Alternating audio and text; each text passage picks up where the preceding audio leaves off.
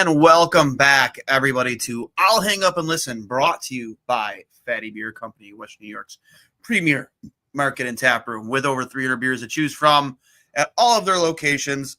Great music, vibes, entertainment, and just a fantastic place to catch a Sabres or Bills game.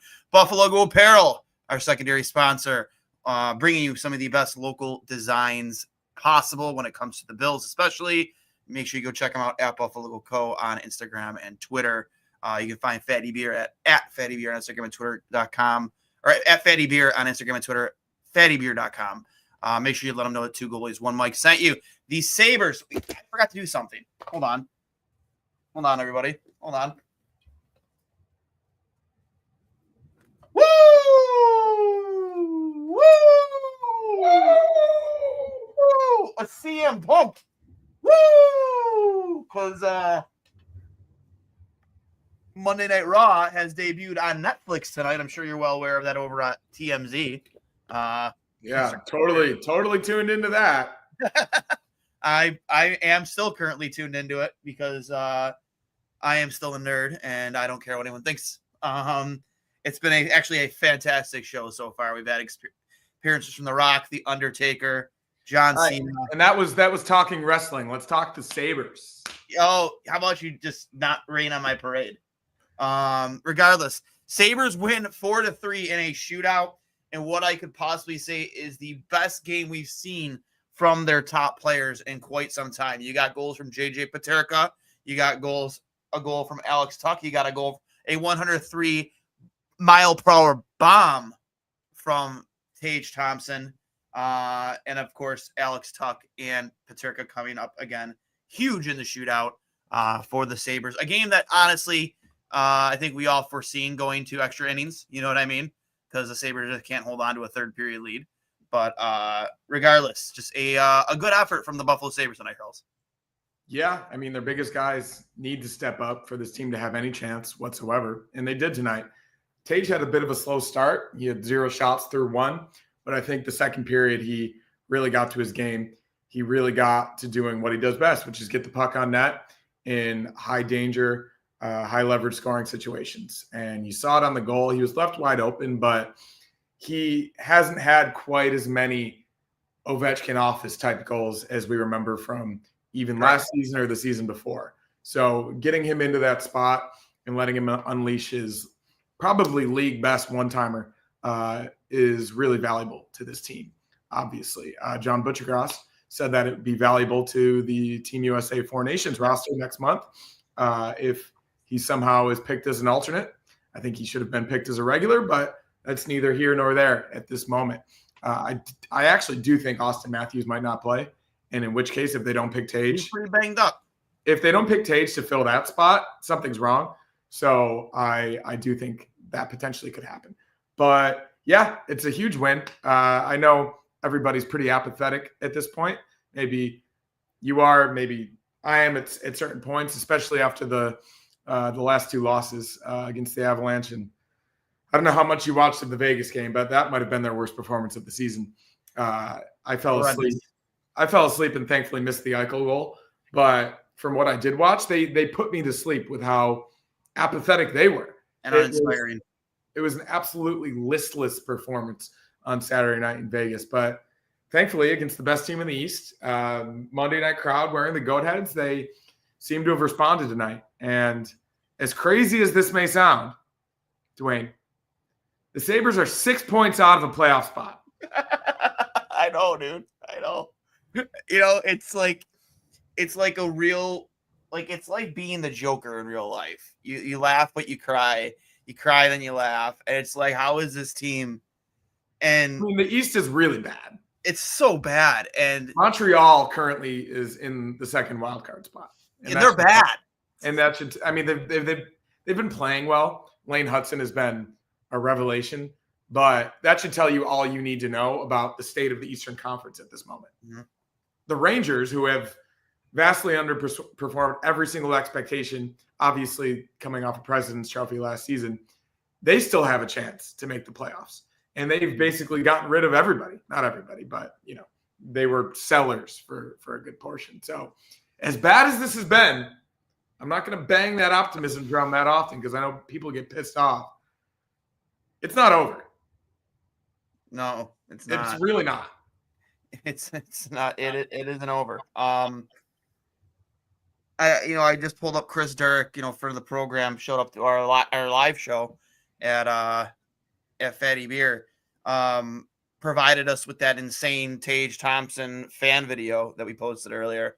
Guy might as well work for the Sabres with how great of a video that was. Flat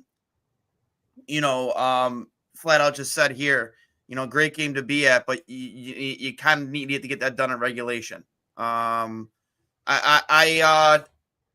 know we're not going to they're the best team in the East right now, but that's a game that you can't let get to overtime, no matter who it is. You got to find a way to bear down and get these games in the garage, and not to be a Debbie Downer in a moment where we should all be really excited and happy. But how much longer we have to deal with this when it comes to Owen Power? This lack of awareness in front of the net. I know it went off his glove, right? Yeah. But it went off Protas' stick first. It went up, hit his glove, and then went in the net. If you lift the stick, if you put a body on him, that puck doesn't make it to Protas' stick. And I hate to highlight a negative thing right away, but this game cannot get to overtime. You have to bear down and get it done in regulation. I will say, though, that the Capitals were just humming around the offensive zone for a minute and a half before that. That's not completely on Owen Power, right?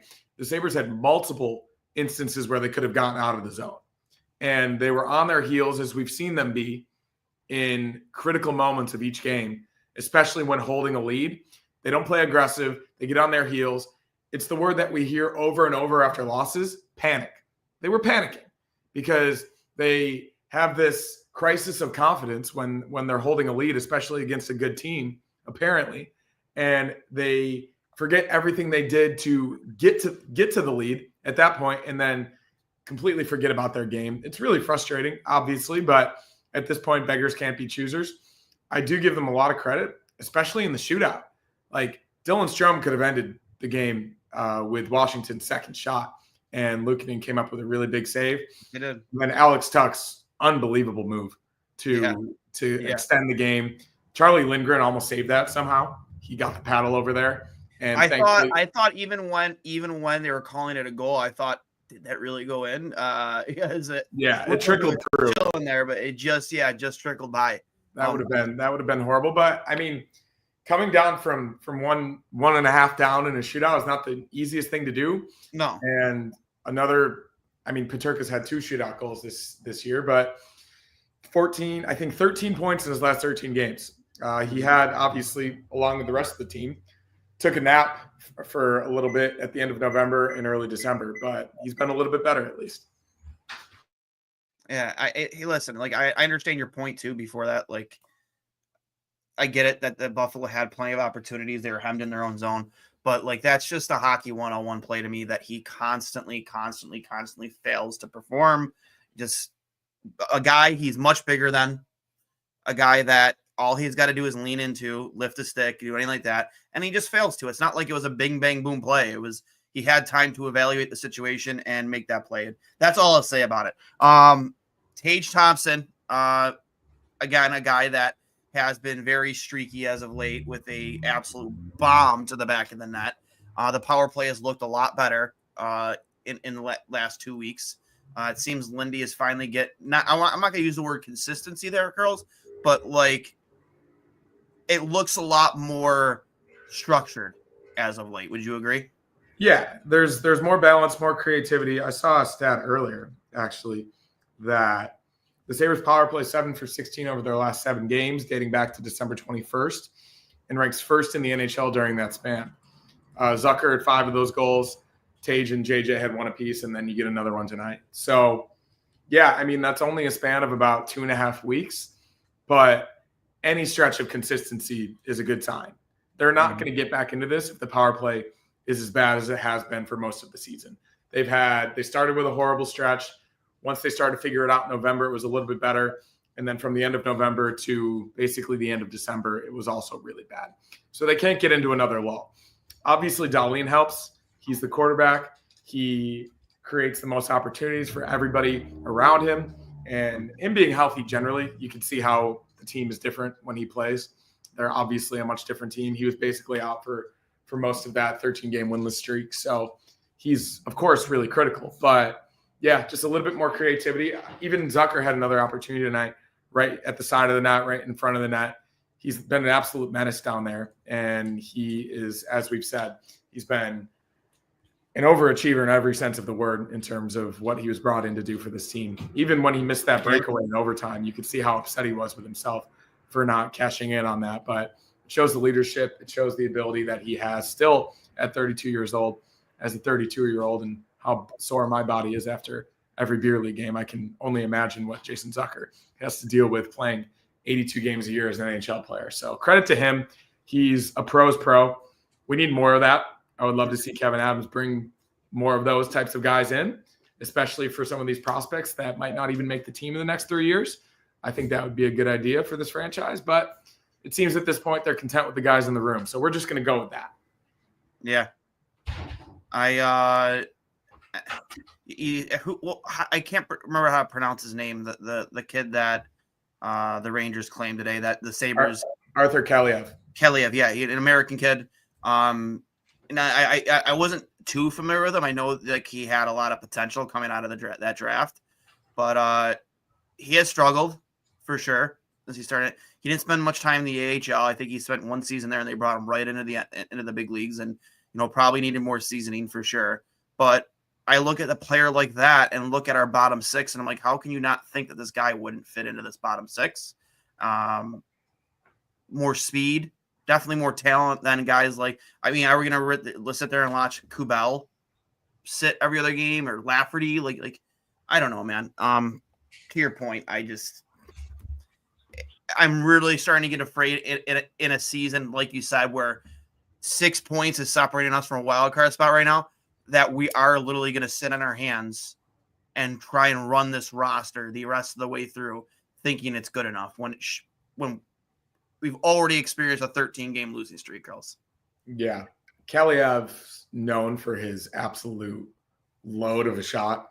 That's what he's been known for since the World Juniors. I remember watching him in the World Junior tournament a few years ago, and the kid just has a Tage Thompson-like shot.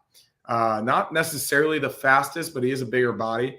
And a lot of what I saw online today when they didn't claim him was, he's not necessarily going to make a massive difference, but you might as well try, right? Yeah. It basically costs you nothing.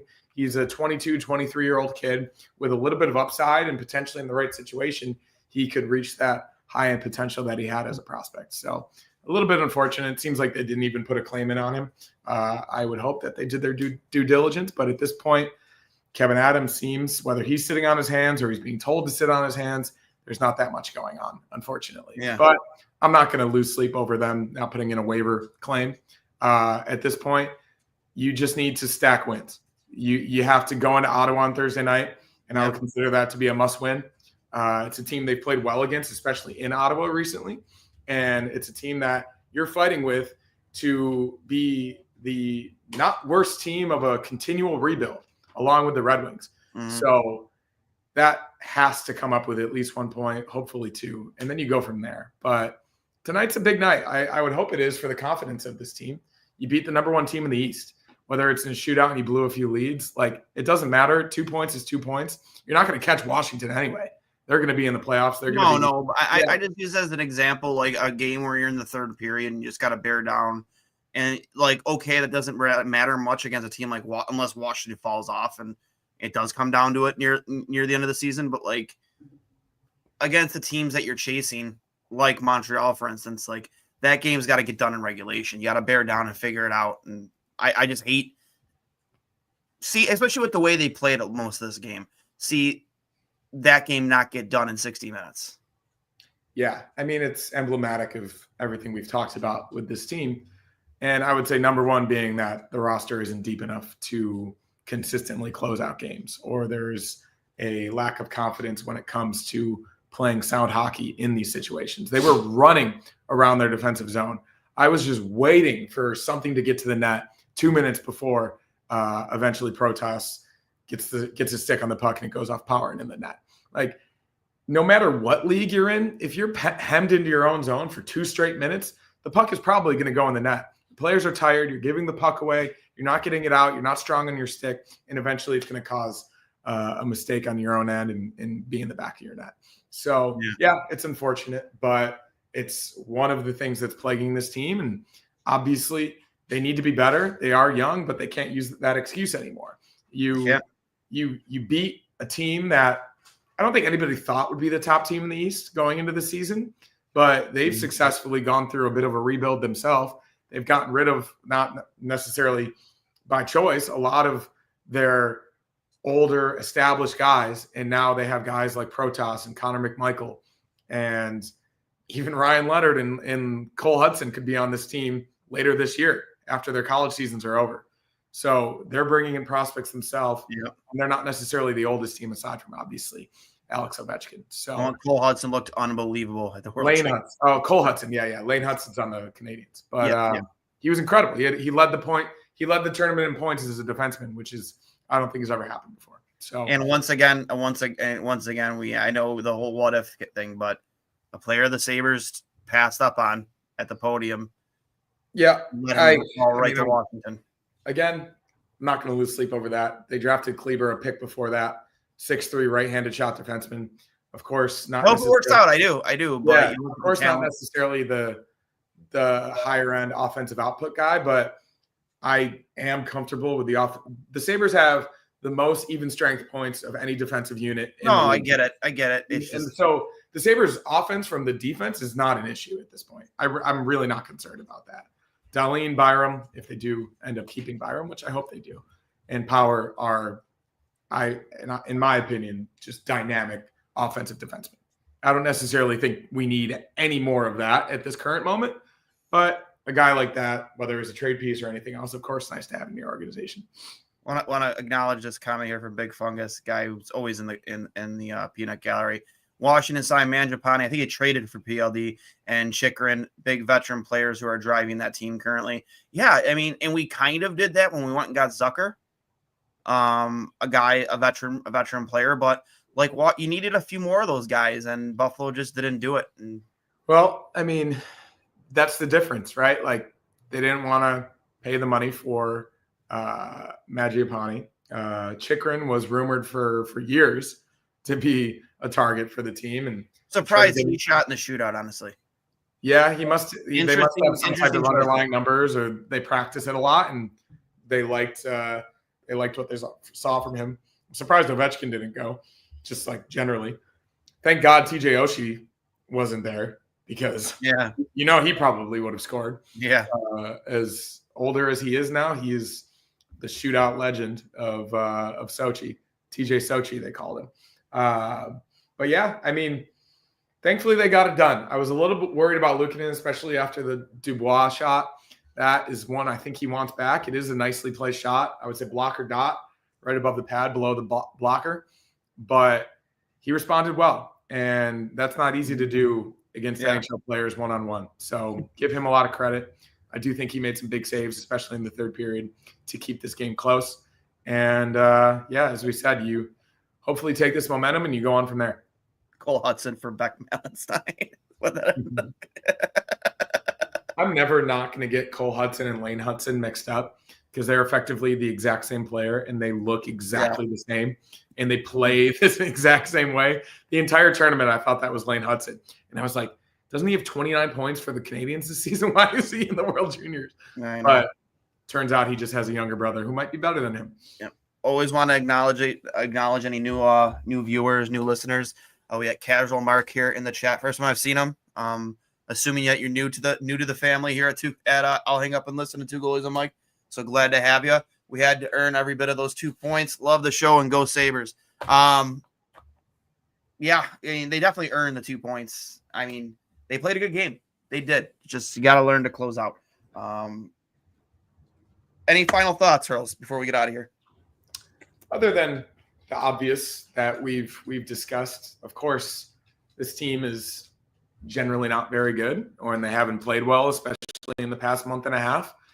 But the craziest part of all of it, and I will continue to say this until the cows come home, everybody can give up. Of course, there's fatigue.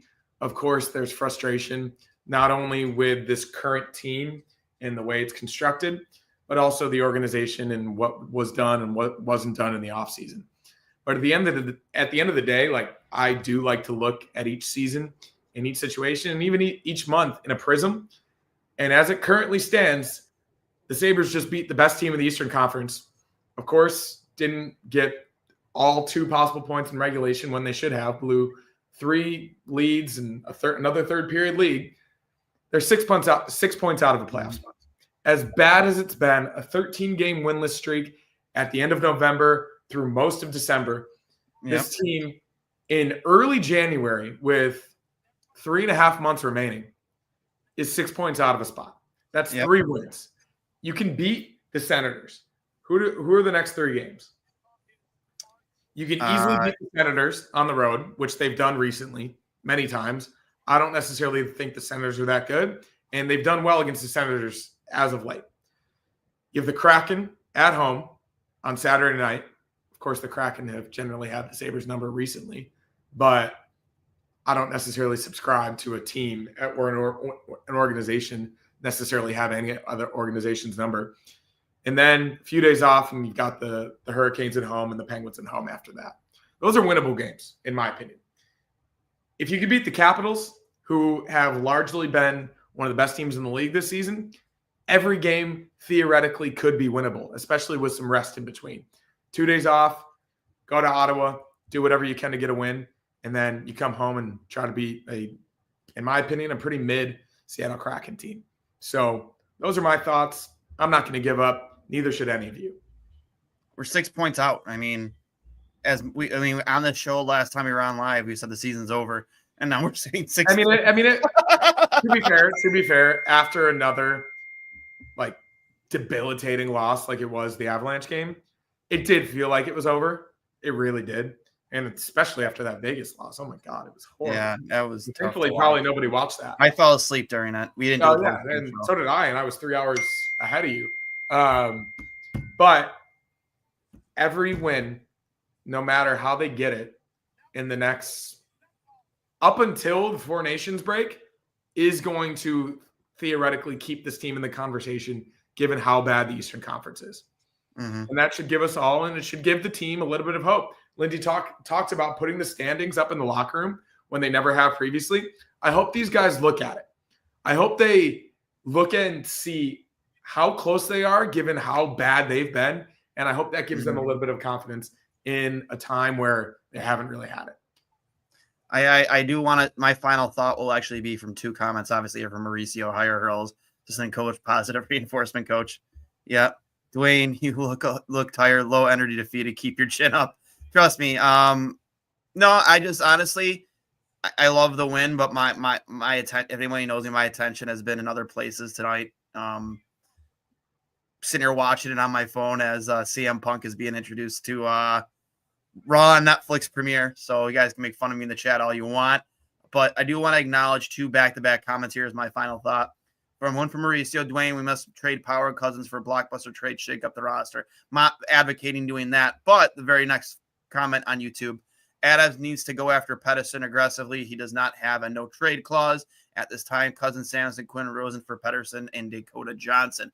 That has been a consistent rumor out of Vancouver. Not for us, but one of those has got to give there. And it seems like there's an irreparable relationship between JT Miller and Elias Pettersson. So if he is available and you're Kevin Adams, you have to be on the phone with them, right? I would hope so, right? Like, especially if it's a situation where, of course, you're going to have to give up something from this team, given his ceiling as potentially a top 10 winger in the league. But you also don't want to completely mortgage your future either, right? The guy hasn't necessarily played that well as of late. And as high as his ceiling is, you have to be somewhat considerate of what you do have and what it could mean if it doesn't go well, right? You don't just like throw it to the wind and be like, hey, here are all of our cards. We need Elias Pettersson, and have Vancouver know that. right? So I do think that there, of course, like discussions to be had, but it is a situation where you're not necessarily in a Jack Eichel position. You're not just trying to get any type of return, which turned out to be a relatively good return given the situation. I would love Elias Pettersson. I do think that he would be amazing on the power play, and maybe a new environment could get him back to that high level that he had a season ago or 2 seasons ago. But I don't think you blow it all up and mortgage your future potentially for one guy. So that's just me. No, I don't think you got to more. I mean, I don't know if you'd have to mortgage the future, especially kind of like with the Eichel situation. You knew about the neck. You knew there was, a broken relationship there. And if the relationship there might be broken with Vancouver, that gives you whoever's trading for him a little bit of leverage. I think it's absolutely worth the discussion and without a doubt worth, entertaining because he is a game-changing player, whether you like it or not. I know he gets paid a lot of money, but, he has shown already in his career at such a young age that he is an elite hockey player. With that being said, guys, this has been another episode of I'll Hang Up and Listen, brought to you by Fatty Beer Company, Western New York's premier market and tap room with over 300 beers to choose from. Let them know 2 goalies, 1 Mike sent you. If you have enjoyed this episode of I'll Hang Up and Listen or enjoyed it, 2 goalies, 1 Mike, please do us a favor. Make sure you're subscribed on Apple Podcasts, Spotify, if you're an audio listener only. If you're watching on Twitter, please, you can follow our handles right there at Duane S39, at Hurls13, at 2 goalies, 1 Mike. You can find us on Instagram and Facebook as well. And please, if you are watching on any of your social media apps, hit us a like, but most especially on YouTube. Subscribe on YouTube, hit subscribe, hit the little bell icon so you get let you notify when we go live. And of course, please like the video. It helps with the algorithm. I can't express that enough, how much we appreciate you all who are always in the chat with us, new and, familiar faces. Thank you. So with that being said, we're going to get out of here. We will talk to you again tomorrow. Dave Starman will be coming on with us at 8:30. We'll go live at 8. 8:30, he'll be coming on with us to talk about some World Juniors. Obviously, he's multi-returning guest, and he is always one of my favorite guys. Another goalie too. So we'll be chatting with Dave Starman at 8:30 tomorrow. That being said, guys, you have a great night, and as always, go Sabres.